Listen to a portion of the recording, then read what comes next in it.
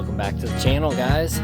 Today we are down in the bottom food plot again. This one we're adding our willows and dogwood around the edge of it. But today's topic, we're going to be discussing the importance of sunlight and the removal of the canopy and soil temperature and things of that nature. So it's going to be a fun topic today. We're out here currently brush mowing this little pile right over here. This is the food plot expansion part that we've been working on. I removed a lot of hardwoods that we cut up, but there was a lot of shrubs and honeysuckle and just crap growing in there that we need to get mowed out. So we're gonna finish mowing that. Last week we overseeded our logging road with some clover and chicory mix. I'm not really trying to create like a food source on there, but it's just preventative maintenance. We're getting some honeysuckle on there, and I really want to keep that trail nice and open and lush through there. The deer and turkey, they use it like crazy. Turkey strut on it, and the deer use that as their travel route to get down into this bottom food source. Cereal rye is it's greening up quick, guys. Today's about 45, 46 degrees, somewhere right in there, but we've had days in the 70s already, and things are greening up quick. Honeysuckle's greening up. There's actually some wild carrot and I believe it's wild chicory as well growing on these hillsides already. So had a couple weeks there in the 70s, and I think things started to pop off pretty quick. We kind of held off on starting this screening project until we got all these logs out of here and until soil temps were, you know, closer to like 65 consistently. We're still getting some nights where it's dipping down in the low 30s, so we might hold off maybe another week, but that's all right. Today we'll discuss the importance of sunlight, the importance of removing the canopy, using things like a backpack leaf blower to remove leaf litter before the trees begin to leaf out, and we'll walk over the spot and show you why we did that. So guys, we'll give you a little look. I know things are still not super pretty down here yet, but we're getting there. It's a big U-shaped food plot. Really liking how this design is turning out. Walk up here real quick and give you a look at how much sunlight we're getting in here. Looks awesome. Removing the canopy, that is the most important thing when it comes to designing a food source. Even before, you know, you think of your seed blend or the shape or anything else. I mean, shape's obviously one of the first steps, but canopy itself, if you start to get your shape together and you think, well, I'm gonna stop here and call it good, before you remove the canopy, you'll wind up in a world of hurt. We came through here, began cutting some hackberry trees down to encourage some sunlight, but look at this hillside.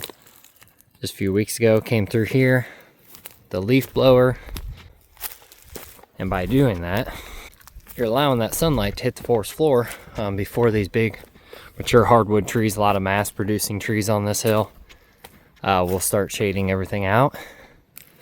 But as you can see, all that clover and chicory starting to come up, and we got some native plants coming up, got some flowers even starting. This is awesome. If you look just off to the side, not much growing other than honeysuckle. So this will be clover, chicory, native plants. It'll be nice and lush all the way through here. I don't want to remove many of these mass producing trees on this, unfortunately. Fortunately, they do shade out this spot, you know, pretty bad, but a lot of white oak, bur oak, and some black oak on here that produce every year, or pretty close to every year. And this is a killer food source for the turkey and deer. Turkeys do a lot of scratching on this, a lot of bugging around, and the deer, they utilize this trail system here, and they feed on, you know, acorns and woody browse and stuff on the way down to this green food source.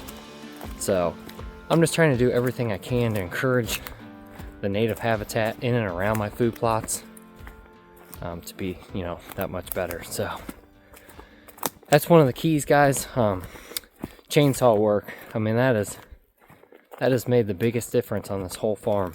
That's what today's episode's about, is creating quality habitat and removing that canopy and encouraging more sunlight. The more cover, the more food, the more white-tailed deer, and the more turkey you'll have. So pretty fun project. We're gonna work our way up top after we get done mowing today. But I want to light this burn pile down here first, and we'll show you a food source we're working on up there, and we'll show you some more canopy removal we did. So it's gonna be a fun day. Thanks for tuning in, guys. Burn pile's rocking and rolling. Finished cutting up the hardwoods over here. Still got a stump to flush cut, but we're pretty well wrapped up down here for the night.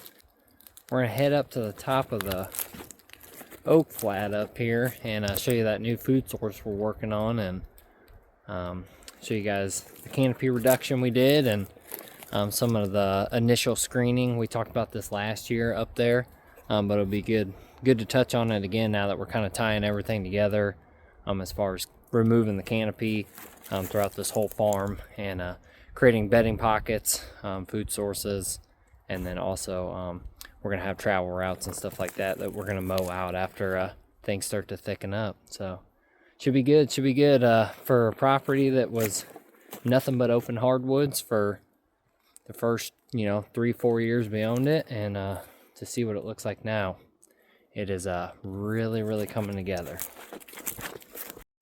Alright guys, so this will be a before and after. This will be a nice little test here to actually give you guys a visual what it looks like right now and what it's going to look like in probably about 3 months. So we're standing in the new food plot right now, and as you can see, all that clover and chicory, it's already coming up. Looks good. But to get to that, what we had to do was come through here, and we had to fell a ton of trees. Did some hinge cutting as well on the more desirable trees to hinge cut. I actually had a few maples as well that took, so they put on a lot of shoots. So we're gonna flip this camera around and walk through here and show you guys why you want to remove the canopy to encourage sunlight, and overall we're gonna have higher stem count in this area now. We're gonna have more food, and we're gonna have more direct sunlight in this food plot itself. So all around it's gonna work out good. So guys, walk out of the plot. So here's what we got. I know it kind of looks like a mess, but we did organize this to try to direct traffic. We came through here and dropped a lot of trees. That way we had plenty of tops on the ground. This is all open hardwoods through here, so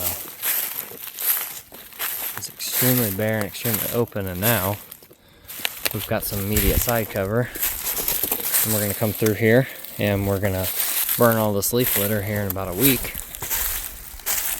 That's going to encourage new herbaceous growth in here, and we're going to get that knocked out before we start to get canopy in here. So for leaf out, we want to come up here, and the next method we're going to be discussing is going to be burning, guys. So after you've removed the canopy, whether you're just felling trees or if you're doing some hinge cutting, kind of creating little side cover pockets and stuff, the next step is come up and make fire breaks, and we're gonna burn this whole entire ridge top up here. So it's gonna take probably a week or so to make all the fire breaks.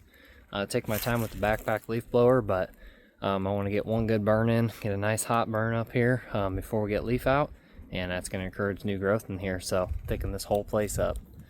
So guys, that's the main topic for today, is just removing the canopy and getting that sunlight to the forest floor and encouraging native habitat. Obviously if you're planting food plots and stuff, most of that's non-native, but we want a native response as well as our non-natives to do well too. So it all comes down to sunlight. Sunlight is the key. If that's one thing I've learned over the years of doing habitat management and clearing out timber and planting food plots and stuff, when I first started out, I didn't have it right. I thought, well, we'll just start with food sources and kind of work from there. You gotta cut. When winter comes around, like late winter, fire that chainsaw up and, you know, be safe about it, but cut as much as you can. Make sure, you know, I'd say obviously get a tree ID book, or, you know, talk to a forester or somebody that, you know, is knowledgeable, and learn your trees and stuff. I mean, you don't want to just show up on your farm and cut down, you know, 50 walnut trees and 40 white oak trees. So, you know, obviously want to avoid that at all costs. I'm not saying don't cut any oak trees, just, you know, you need to be familiar with what you're doing. But cutting and brush mowing, I mean, that's the ticket there. Clear areas out, and for a minute it might look bare, or if you're just felling trees, it might look like a mess, but that native response is going to be unbelievable, and your wildlife's gonna, you know, it's gonna improve. So it's gonna improve your hunting. Obviously, I like to design a strategy first. So I map a place out. I know where, you know, deer likely travel, and, you know, what the big destination food sources are. That way I can hang stands, you know, in between where they're coming from and where they're going. And, you know, that all comes with, you know, time and practice and patience and stuff, and just learning your property. But if you have a year, you know, if you buy a new farm, if you have a year to kind of hunt it and learn it, that helps you out significantly when it comes to doing habitat improvements, because you'll know exactly where you're lacking and where you can improve. So that's all we got for the day, guys. We got to wrap up. We got to get the mower back across the creek and pack up tools. So thanks again for tuning in on another episode.